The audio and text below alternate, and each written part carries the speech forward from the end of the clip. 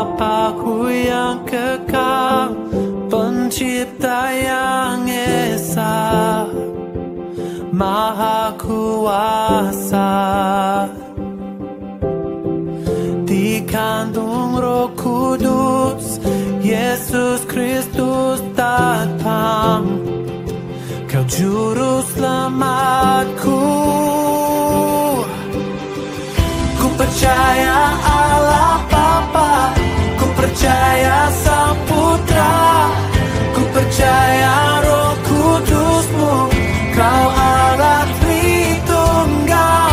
Ku percaya kebangkitan ada dalam kita, ku percaya dalam nama Yesus.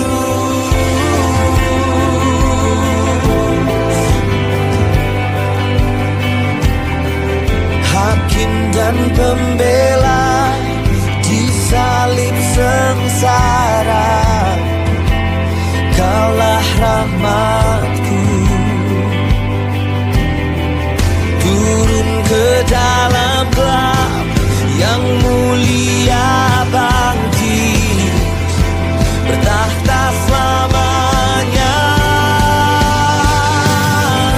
Ku percaya Allah Bapa, ku percaya Sang Putra, ku percaya Roh Kudus-Mu, Kau Allah Tritunggal.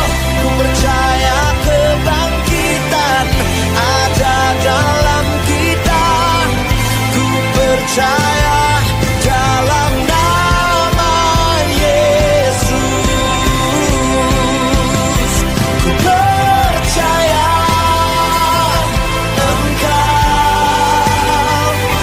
ku percaya Kau telah bangkit, ku percaya Yesus Kristus Tuhan.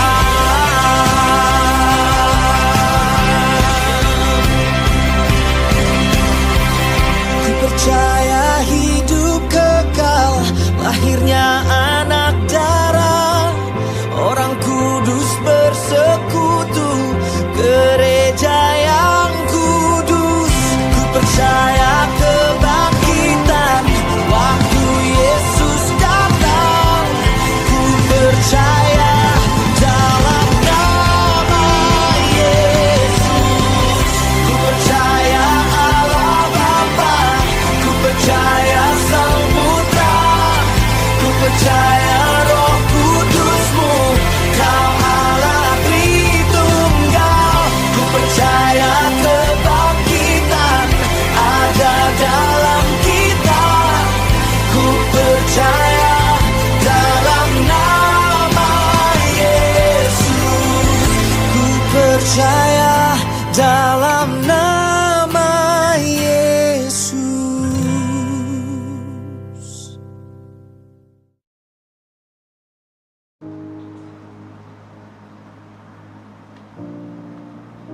Salam.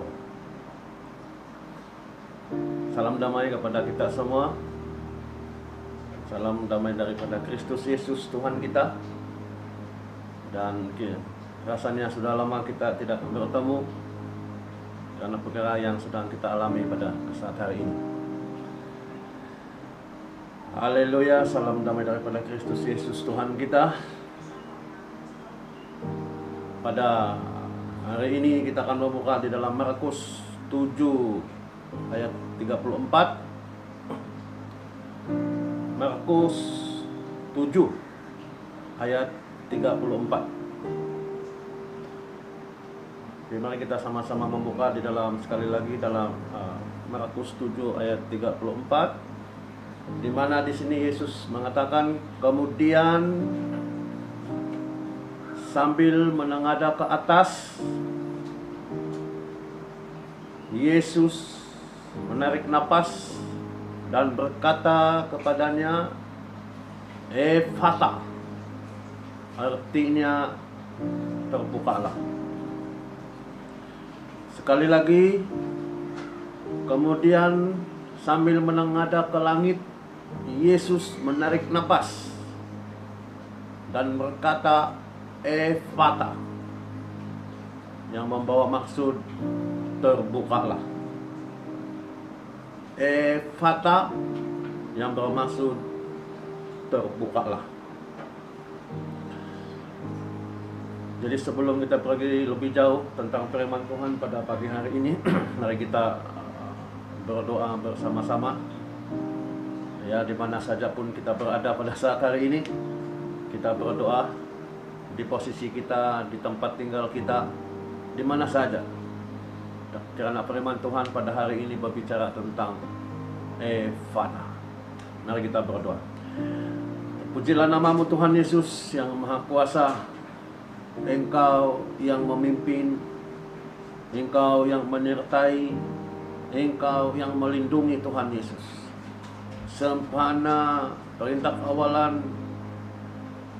pergerakan masuk minggu yang kelima ya Tuhan Yesus, kami bersyukur atas perlindungan-Mu ya Tuhan. Sesuatu sejarah yang tak pernah kami alami dalam seumur hidup ini. Tetapi kami bersyukur Tuhan Yesus atas firman ini yang Engkau bawa kepada kami pada hari ini, di mana Engkau berseru, di mana Engkau menarik napas dan Engkau berkata Ephata. Haleluya. Dalam nama Tuhan kami berdoa. Amin. Pada hari ini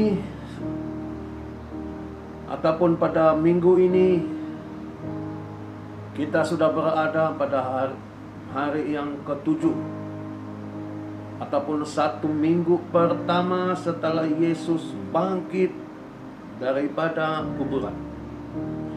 Minggu yang pertama di mana kita sudah berada, kebangkitan Yesus sudah terjadi. Dan kita ketahui dalam 1 minggu pertama ini banyak peristiwa yang berlaku di dalam 1 minggu yang pertama, di mana pada minggu awal-awal hari Ahad,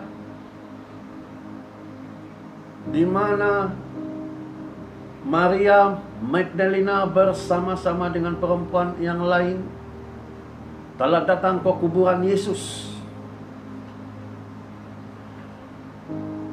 Dan ada peristiwa berlaku pada masa itu. Dan pada sebelah petangnya, Yesus bertemu dengan rasul-rasul. Lepas itu, petang sebelum malam, Yesus juga bertemu kepada 2 murid, yaitu Kleopas dengan rekannya yang sedang pergi ke kampung ataupun pekan Emmaus. Nah, 1 minggu kemudian, tepat pada hari ini, Yesus bertemu berdepan dengan seorang rasul, yaitu Thomas. Nah, keempat peristiwa yang saya sebutkan tadi terjadi pada pagi-pagi Yesus bangkit sampai kepada hari ini, yaitu 1 minggu yang pertama Yesus bangkit. Ada 4 peristiwa. Nah, tema firman Tuhan yang saya ingin bawa pada pagi ini ialah Ephata. Kata Yesus Ephata, yang berarti terbukalah. Di dalam Markus 7 ayat 34 tadi, Yesus menengadah ke atas dan dia menarik nafas dan berkata Ephata. Saudara dan saudari yang saya kasihi di dalam nama Tuhan Yesus Kristus, di dalam 4 peristiwa daripada subuh hari Ahad kebangkitan Yesus sampai kepada 1 minggu, ada sesuatu perkara yang terjadi kepada 4 peristiwa ataupun 4 kelompok yang mengalami situasi pengalaman bertemu dengan Yesus pada saat-saat itu. Mari kita telusuri satu persatu daripada peristiwa ini, yaitu yang pertama yaitu Maria Magdalena. Awal subuh hari Ahad, murid-murid yang lain, pengikut-pengikut lain belum bangun daripada tidur mereka, karena 3 hari sebelum itu ataupun 1 minggu sebelum itu mereka begitu sibuk. Kenapa? Karena peristiwa Yesus ditangkap, disiksa, disalibkan. Jadi mereka belum bangun, tetapi Maria Magdalena dengan perempuan-perempuan lain, awal pagi mereka pergi ke kuburan. Dan setelah mereka sampai di kuburan, kita semua tahu apa yang terjadi. Kuburan sudah terbuka. Nah, persoalan yang ingin saya sampaikan di sini ialah sewaktu ada banyak proses cerita berlaku di sini, di mana Maria sampai di sana, lepas itu kembali lagi memberitahu kepada murid, lepas itu kembali lagi ke kuburan. Maksudnya Maria Magdalena jogging 2 kali pada masa itu. Tetapi apa yang saya ingin sampaikan pada pagi ini ialah di mana setelah Rasul-Rasul Maria Magdalena melihat, menjenguk ke dalam kuburan itu, tidak ada Yesus terbaring di situ. Yang lain sudah kembali, tetapi Maria Magdalena tetap tinggal di kuburan. Dan dia tidak dapat menahan perasaannya. Saya percaya perasaan Magdalena pada pagi itu ialah dia sangat sedih. Dia sangat kecewa. Malah apa yang dia mampu lakukan pada masa itu adalah dia menangis. Dan dia keluar daripada kuburan, dan di pintu kuburan itu tiba-tiba ada 1 orang. Tetapi Maria Magdalena dia menyangka itu adalah tukang kebun ataupun Yusuf daripada Arimatia. Di mana kita tahu Yusuf daripada Arimatia yang menguruskan kuburan Yesus. Malah kuburan itu adalah milik Yusuf Arimatia. Persoalannya di sini ialah sewaktu Maria Magdalena melihat orang itu, dia tidak mengenal, dia tidak tahu, malah dia tidak perasan, malah dia tidak menganggap bahwa orang yang dia jumpa itu adalah Yesus Kristus. Kenapa? Karena ada sesuatu yang sedang menutupi di dalam dirinya. Ada sesuatu yang menutupi.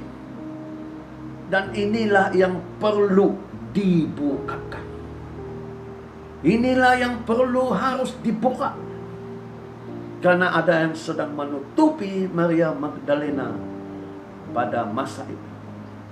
Kenapa sampai dia tidak mengenal Tuhan Yesus? Karena seperti yang saya katakan tadi, mungkin karena dia terlalu sedih, terlalu kecewa, dan sehingga dia tidak mampu untuk melakukan apa-apa lagi. Ya, sesuai dengan keadaan saya dan saudara-saudara dan saudara-saudari yang saya kasih dalam nama Tuhan Yesus Kristus. Mungkin kita merasa kita pernah menghadapi kesedihan, kecewa. Kita mengharapkan sesuatu, sangat berharap kepada sesuatu seperti Maria Magdalena. Wah, begitu dia mengharap kepada Tuhan Yesus, dan dia akan bangkit pada hari ketiga. Dan saat ini dia melihat di kuburan, memang Yesus sudah tidak ada, tetapi dia bagaimana?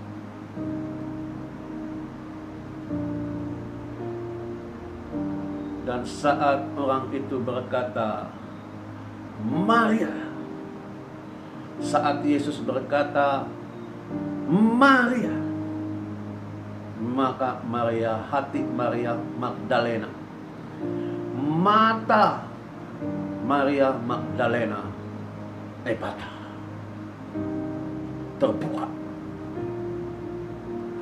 terbuka saudara-saudara yang saya kasihi dalam nama Tuhan Yesus Kristus.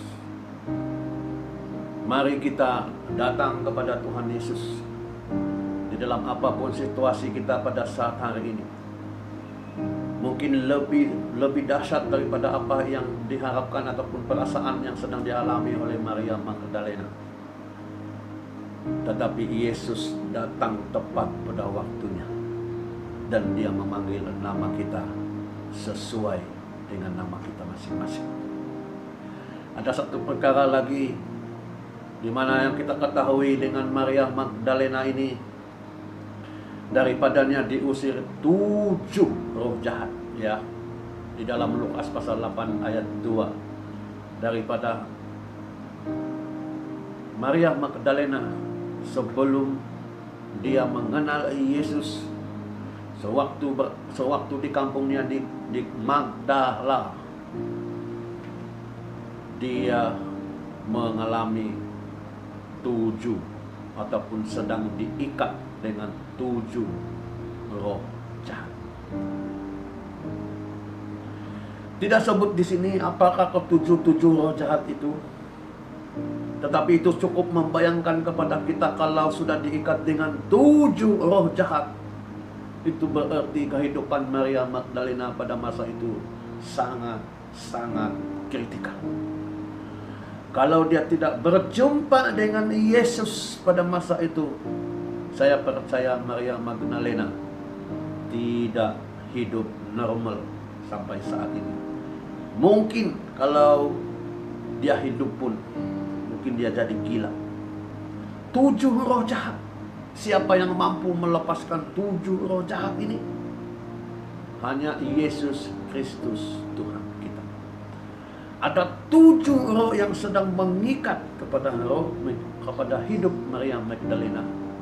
Walaupun itu tak disebutkan satu persatu apakah 7 roh itu, tapi itu cukup membayangkan bahwa kehidupan Maria Magdalena sebelum ini dia cukup terikat.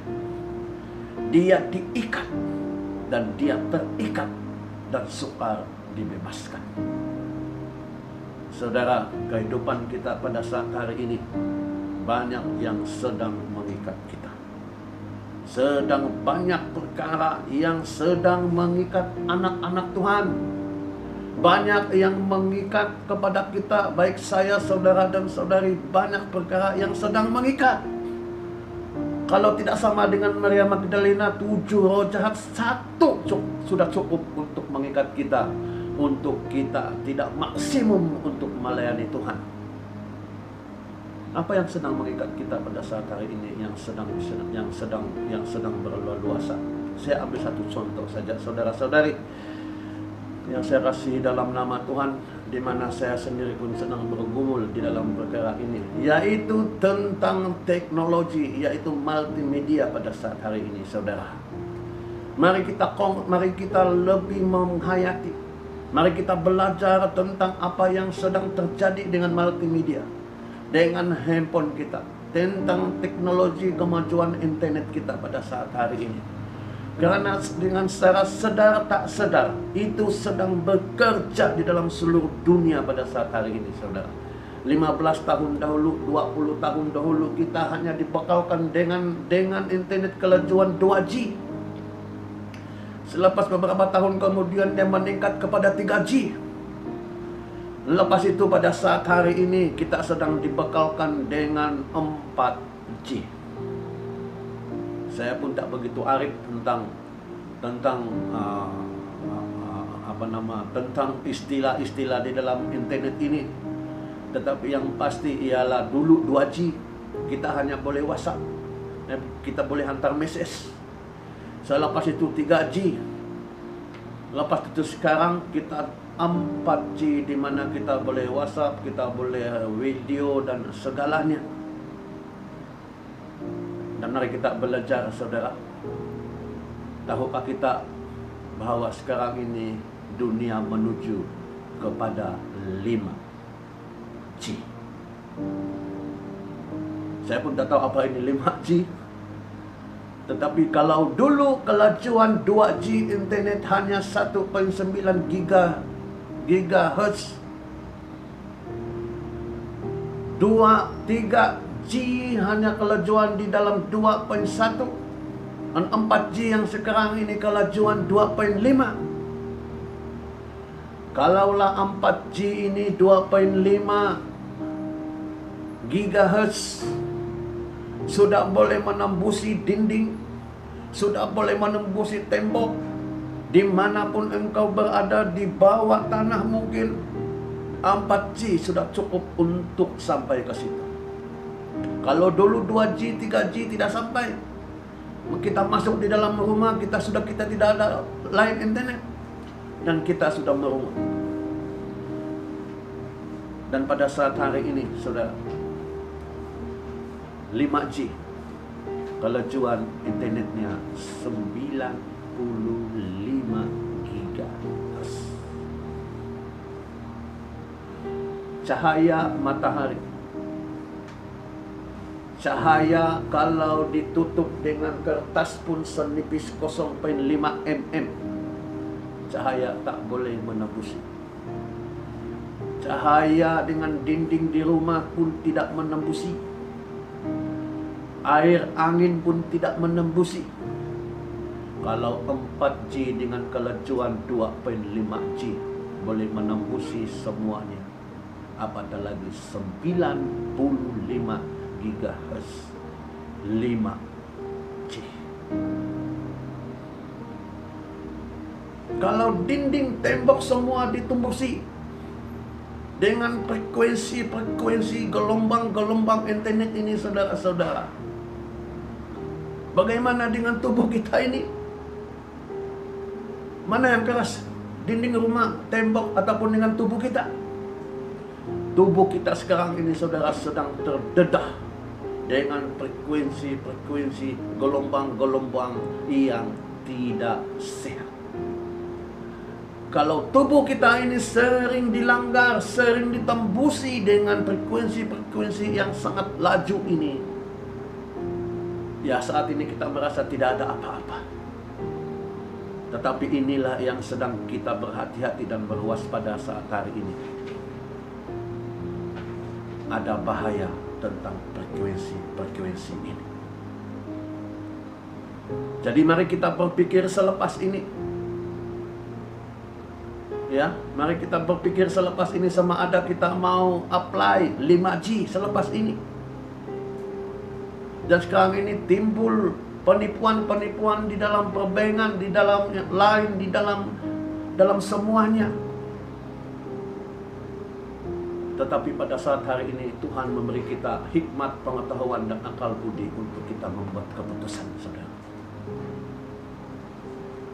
Pada saat hari ini ramai daripada kita lebih bertanyakan kalau ada sesuatu persoalan di dalam hidup, kalau kita ada sesuatu yang kita cari di dalam kehidupan ini. Malah kalau kita ada sesuatu yang kita ingin mau simpan, malah kita ada sesuatu yang kita ingin simpan tentang data pribadi kita, kita lebih percaya kepada orang itu daripada kita percaya kepada Tuhan Yesus. Paham apa yang ingin saya sampaikan pada saat hari ini? Pada saat hari ini ada satu nabi yang baru keluar, yaitu Nabi Google. Mereka banyak manusia lebih percaya kepada Google ini daripada bertanya kepada Tuhan Yesus. Tetapi ada satu kelemahan dengan Google. Coba kita tanya, bila saya mau mati, boleh Google menjawab? Hanya Tuhan Yesus yang boleh menjawab soalan itu, saudara. Dan saudara, kenapa kita tidak menaruhkan pengharapan kita? Kenapa kita tidak menaruhkan kepercayaan kita kepada Tuhan Yesus? Tetapi kita menaruhkan kepercayaan kita kepada Google, kepada Facebook. Kita beri semua data kita kepada Facebook. Kita beri semua apa yang kita sedang lakukan dalam dunia ini, gambar-gambar dan segalanya, kita simpan di situ. Kita lebih percaya kepada mereka, sedangkan kita tidak tahu siapa di belakang semuanya ini.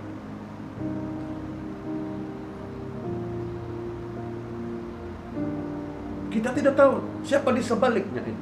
Kita tidak tahu. Tapi mari pada saat hari ini, segala sesuatu yang ingin kita simpan, segala data pribadi kita, segala sesuatu tentang kehidupan kita, mari kita simpan dengan Tuhan Yesus Kristus. Kita percaya Yesus boleh melakukan segala. Yesus boleh dipercayai.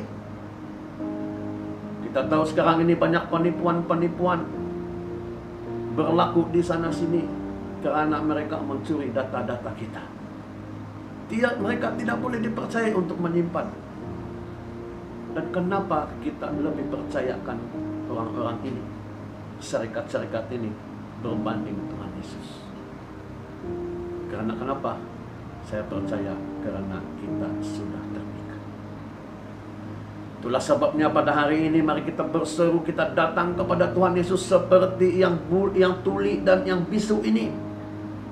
Dia datang kepada Tuhan Yesus meminta disembuhkan, pada saat hari itu Yesus menangkap ke atas dan dia menarik napasnya dan dia berkata, "Efata," terbukalah, dan saat itu juga lidah orang itu terlepas dan telinganya mendengar. Mari kita berseru kepada Tuhan. Mari kita mulai saat hari ini kita berhati-hati tentang multimedia ataupun tentang teknologi yang ada pada kita. Jangan sampai kita terikat sehingga tidak ada peluang untuk melepaskan diri. Tetapi yang terjadi kepada Maria Magdalena, dia datang kepada Tuhan Yesus dan 7 roh yang mengikatnya terlepas. Malah dia setelah dia dilepaskan dengan 7 roh ini, dan dia mengikuti Yesus, sampai dan mengikuti Yesus kemana Yesus pergi. Mana Alkitab menceritakan bahwa dari Yesus ditangkap, dari Yesus, Maria Magdalena menyaksikan bagaimana Yesus dihina, dicaci, dihina, dicaci maki, disebat dan memikul salib, dan salib itu tumbang. Maria Magdalena ada di situ, tetapi dia tidak dapat mampu melakukan apa-apa karena dia tidak ada kemampuan. Sampai Yesus disalib, Maria Magdalena ada di situ, sampai Yesus diturunkan, sampai hantar ke kuburan, Maria Magdalena ada di situ.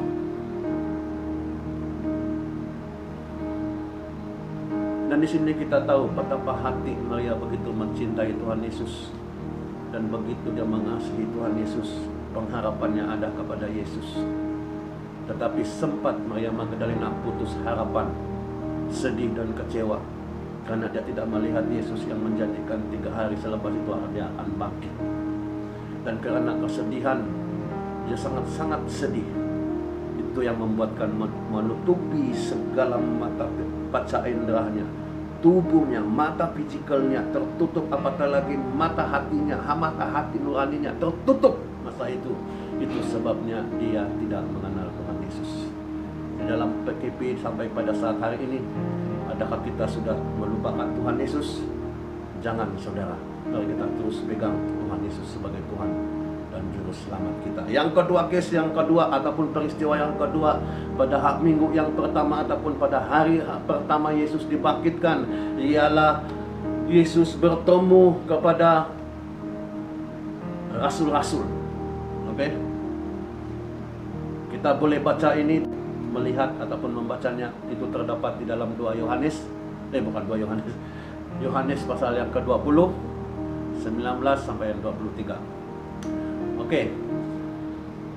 Apa yang terjadi dengan murid-murid ini? Setelah mereka, Yesus bangkit dan mereka tidak nampak itu di mana Yesus berada pada masa itu, dan kuburan sudah kosong. Mereka berkumpul di satu rumah dan mengunci rumah itu. Kenapa mereka berkumpul di satu rumah dan mengunci pintu rumah itu? Di dalam ayat itu tertulis bahwa mereka sangat ketakutan kepada para penguasa Yahudi. Mereka sangat takut kepada polis ataupun kepada tentara pada masa itu. Karena semua penguasa pada masa itu sudah diberi suapan yang menyatakan bahwa mayat Yesus dicuri oleh murid-murid Tuhan Yesus. Rasul-rasul ketakutan. Seperti saya juga, saudara, pada PKP minggu yang pertama, hari pertama diisytiharkan.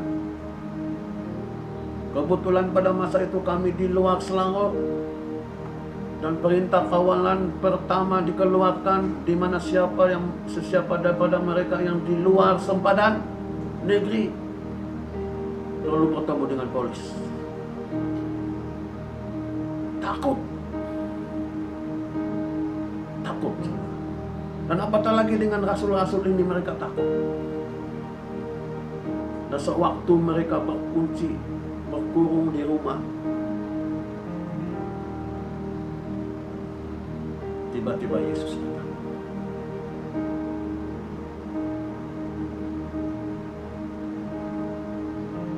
Yesus datang, amin.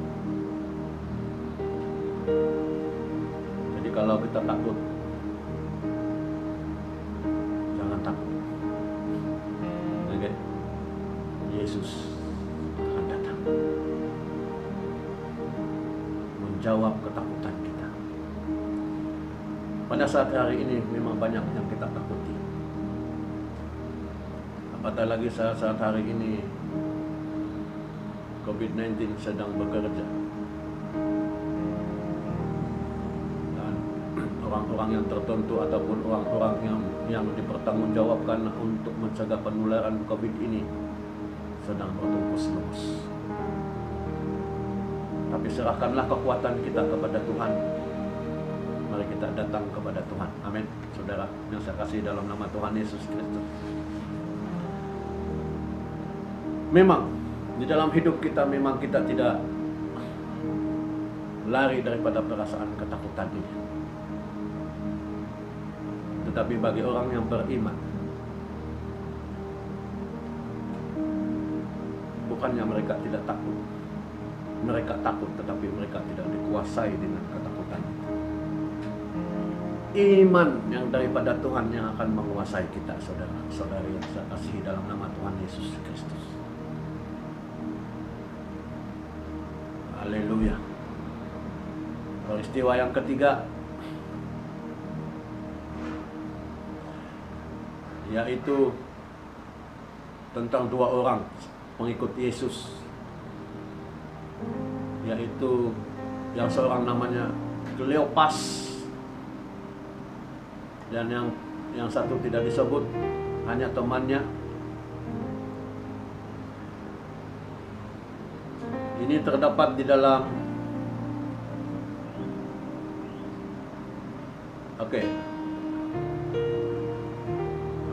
Lukas 24:13 sampai yang ke-35 ya. Di mana Yesus bertemu dengan dua orang murid dalam perjalanan ke Emmaus. Peristiwa ini terjadi mungkin hampir mau gelap, karena dilihat di situ ialah sebelum apabila mereka sampai ke pekan Emmaus ini, hari sudah mau malam. Hari sudah mau malam. Emmaus ini terletak 11 km daripada Yerusalem. Jadi kalau 11 km dalam 3 jam atau 4 jam kita berjalan, ya 4 jam nanti 4 jam, katakan 3 jam lah kita berjalan paling laju. Nah, apa masalah dengan 2 orang murid ini? Orang lain, rasul-rasul dan yang lain berkumpul di Yerusalem pada hari itu, hari pertama Yesus dibangkitkan. Tapi yang 2 orang ini keluar daripada Yerusalem pergi ke Emmaus. Apa masalah 2 orang ini, saudara-saudara? Semua murid-murid Tuhan Yesus, rasul-rasul Tuhan Yesus berkumpul di Yerusalem. Tetapi yang 2 orang ini keluar dari Yerusalem 11 km daripada Yerusalem pergi ke Emmaus.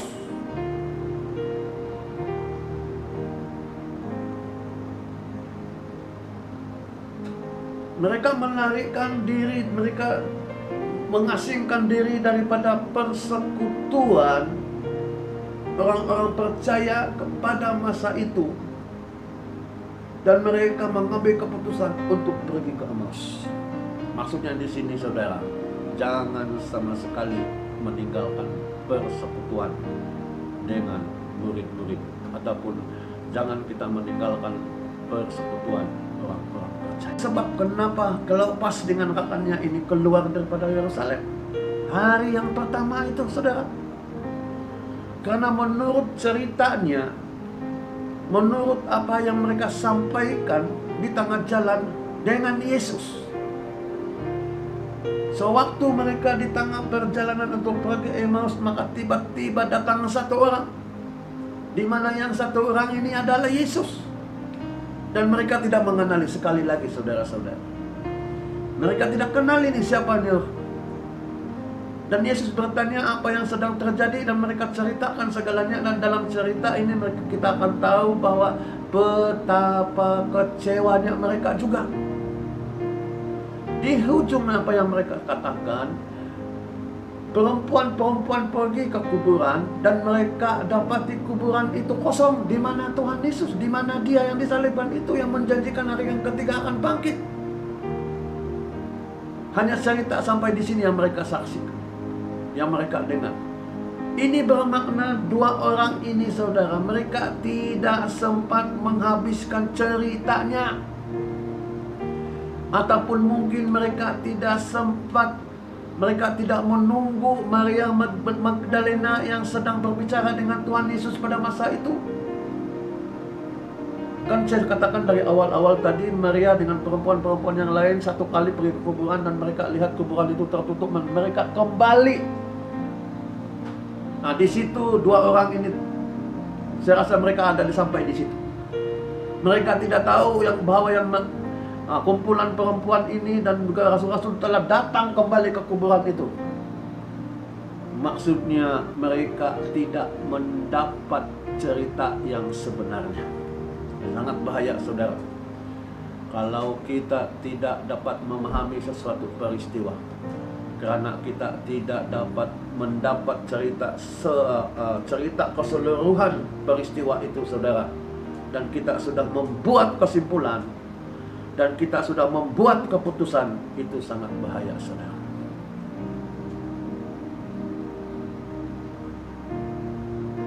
Di mana Yesus sempat berkata kepada mereka, yaitu betapa bodohnya, betapa lambatnya kamu mendengar,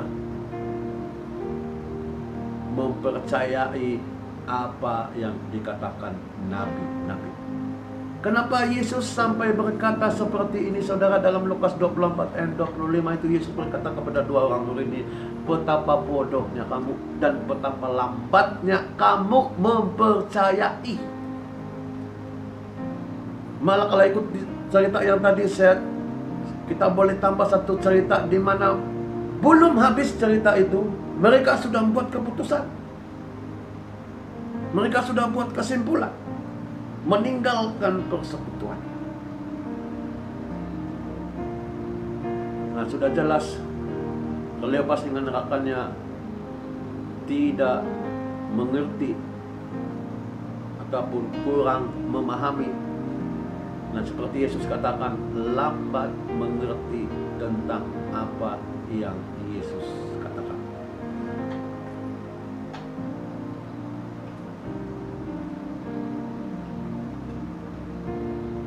Hampir mau malam, mereka sampai di Emmaus. Nasib baik mereka mengundang Tuhan Yesus tidur bersama dengan mereka. Dan Yesus setuju dan mereka pergi ke penginapan. Dan sewaktu malam mereka makan. Dan pada masa itu Yesus memecah-mecahkan roti dan memberikan kepada dua pengikutnya ini. Di situ baru mereka mata hati nurani, mata iman mereka, segala sesuatu terbuka sekali lagi, Efata. Dan setelah terbuka maka Yesus pun menghilang pada masa itu, saudara. Baru yang satu mengatakan, ya kenapa patutlah yang tadi sewaktu di perjalanan hati saya bersukacita, hati saya membara-bara. Patutlah sewaktu dia bercerita tentang kitab nabi-nabi, dan dia berkata kepada kita, patutlah saya bersukacita penuh dengan semangat.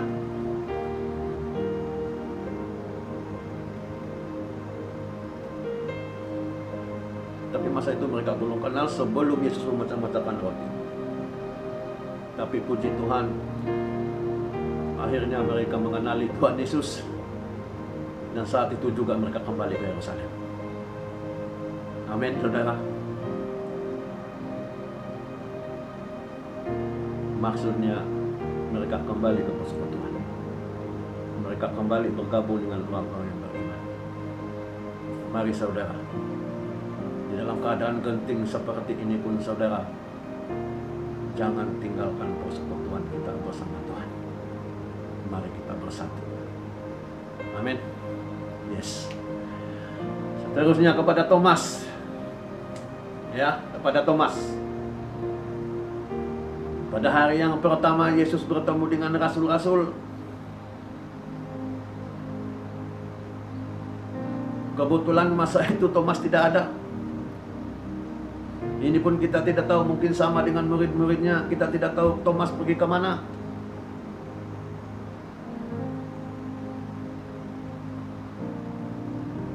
Waktu Yesus bertemu dengan rasul-rasul dan menunjukkan tangannya berlubang paku dan kakinya dan lumbung yang ditusuk oleh ombak. Dan waktu murid-murid Yesus, rasul-rasul Yesus, Tuhan Yesus berkata kepada Thomas, Thomas, kami sudah berjumpa Tuhan Yesus. Kata Thomas, tak mungkin. Sebelum jari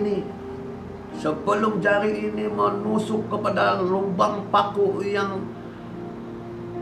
yang dipakukan kepada tangan dan lumbung tangannya, saya tidak percaya. Kata Thomas.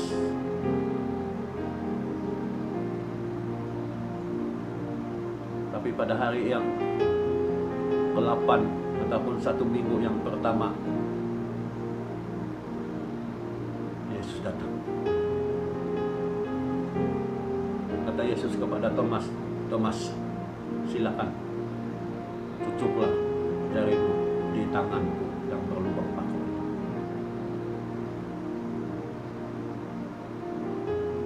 Kenapa terjadi seperti ini, saudara? Karena Thomas diselubungi dengan keraguan Tuhan. Karena ada satu peristiwa, sewaktu Lazarus sudah mati dan Yesus tahu bahwa Lazarus sudah mati,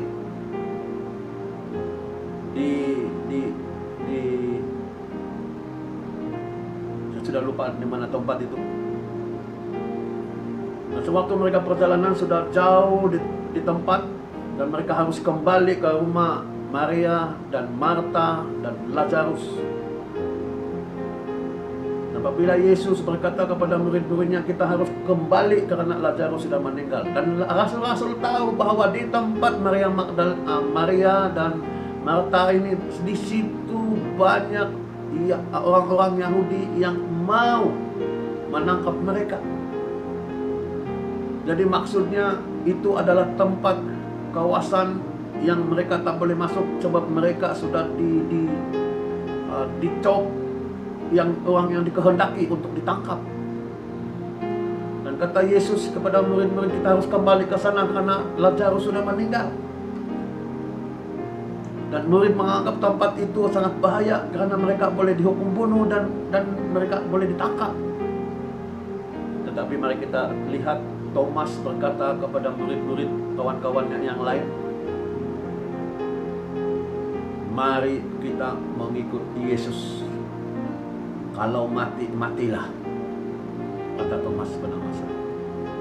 Ini satu pernyataan iman Thomas bahwa dia seorang radikal di hadapan Tuhan. Kalau mati, matilah. Mari kita ikut Yesus. Kalau mati, matilah.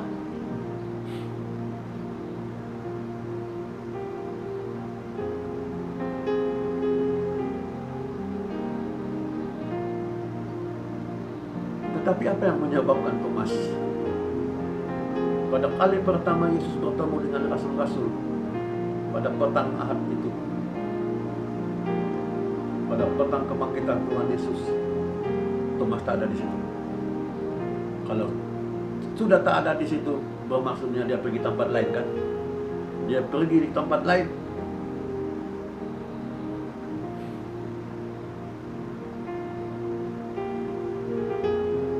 Kita boleh tahu bahwa jawabannya ialah,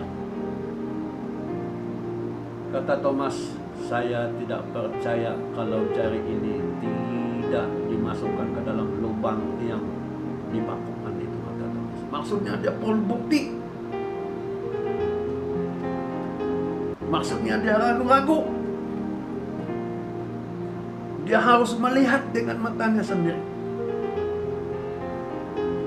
Walaupun Thomas ini mempunyai iman yang radikal, tetapi dia masih ragu-ragu tentang masa depannya. Tentang keadaan semasa, tiada masalah. Kalau mati, matilah. Tetapi tentang masa depan, hala tuju imannya, hala tuju rohaninya, hala tuju apa yang dia sedang lakukan pada masa itu, dia ragu-ragu.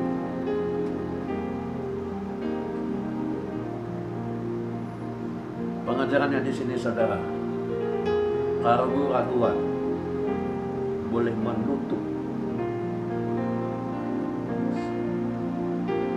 menutup segala sesuatu dalam diri kita. Keraguan boleh membawa kita untuk melarikan diri. Keraguan boleh membawa kita untuk tidak bersekutu dengan hamba-hamba Tuhan yang lain. Keraguan boleh membawa kita untuk memberontak kepada Tuhan. Keraguan boleh membuatkan kita jauh daripada Tuhan.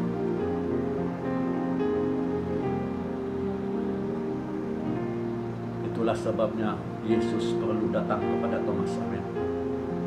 Dan dia berkata kepada Thomas, dan pada saat hari itu segala sesuatu yang menyelubungi, keraguan yang menyelubungi dia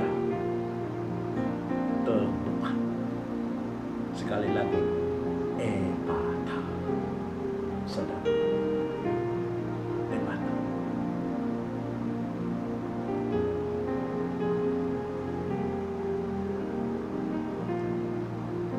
Pada pasal yang pertama, murid-murid Yesus bersama dengan Yesus sebelum Yesus ditangkap. Masa yang itu boleh saya katakan adalah pada pasal yang pertama, di mana pada masa itu Yesus memberitahu tentang kerajaan Allah, mengajak kepada mereka supaya mengikut kepada Yesus. Dan pada waktu yang sama Yesus memperlihatkan keajaiban-keajaiban. Yesus menyembuhkan, Yesus melakukan sesuatu perkara yang hebat di depan mata mereka. Ini adalah sesi ataupun mereka sedang mengajar, mana Yesus sedang membentuk pengetahuan mereka, sedang membentuk, dan Yesus sedang memberitahu dan membuktikan pada masa-masa hari itu bahwa dia tidak berasal daripada dunia ini, dia berasal daripada Allah Bapa di surga yang diutus masa yang pertama. Tetapi setelah Yesus bangkit dan dalam 40 hari ini saya boleh rasa bahwa mereka memasuki fase yang kedua. Karena dalam empat peristiwa ini seakan-akan mereka belum bersedia. Seakan-akan ada sesuatu yang sedang membungkusi mereka. Sedang ada sesuatu yang sedang menutupi mata mereka, sedang menutupi mulut mereka, sedang menutupi pemikiran, perasaan, jiwa dan roh mereka, saudara-saudara. Dan pada masa ini Yesus perlu datang. Yesus perlu datang kepada orang yang sedang bersedih. Yesus perlu datang kepada mereka yang sedang terikat. Perlu Yesus datang kepada mereka yang sedang ketakutan. Yesus datang kepada mereka yang sedang keraguan-raguan. Itu sangat sesuai dengan keadaan kita pada masa hari ini. Di mana semua keadaan itu sedang terjadi di tengah-tengah kita pada saat hari ini. Ada perasaan sedih, kita sedang terikat, kita merasa takut, kita sedang berada dalam keraguan-raguan. Percayalah, Yesus datang melawan kita. Tidak kira di mana kita berada pada saat hari ini, saudara. Kita berada di kuburan sana. Kita berada di perjalanan kemana? Kita sedang berada di rumah masing-masing pada saat hari ini. Kita sedang berada di mana kita mengunci, dimanapun tempat kita kunci. Yesus sanggup datang. Saudara, pada waktu-waktu ini pasal ketiga PKP, mari kita undang Yesus. Yesus sanggup membuka. Amin. Yesus sanggup membuka. Nah, apa yang terjadi setelah Epata kepada mereka semua ini, saudara? Apa yang terjadi setelah Epata kepada Maria Magdalena? Apa yang terjadi setelah Epata kepada rasul-rasul? Apa yang terjadi setelah Epata kepada Kleopas? Apa yang terjadi setelah Epata kepada Thomas? Iman mereka dibangkitkan, amin. Sukacita mereka dipulihkan, amin. Keyakinan mereka dipulihkan, amin. Yang melarikan diri pergi ke Emmaus, mereka kembali lagi kepada Yerusalem pada masa itu juga. Rasul-rasul yang ketakutan pada masa itu tertutup, terhapus ketakutan mereka, saudara. Dan mereka sangat bersukacita. Mereka timbul keberanian sekali lagi dalam hati mereka. Begitu juga dengan Thomas yang ragu-ragu, dia ragu-ragu di hadapan Tuhan. Saya percaya Thomas ini tidak senang duduk, kesana ke sini. Tetapi saat Yesus datang, segala sesuatu berubah kepada Thomas setelah dia Epata di hadapan Tuhan.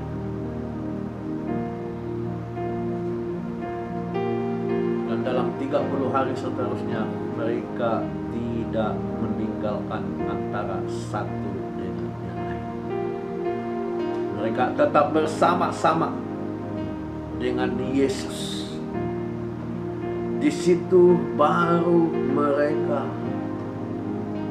merasakan, menikmati ada sesuatu yang luar biasa di dalam hidup mereka ini, dalam hati mereka ini, yang lain daripada sebelum Yesus disalibkan. Mereka tidak lagi terpisah-pisah masa itu.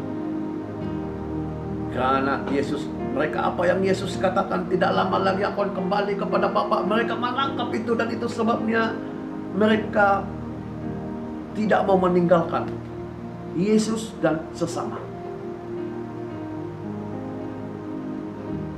Setelah itu, maksudnya kenapa Yesus mau berjumpa kepada semua mereka ini yang sedang keluar.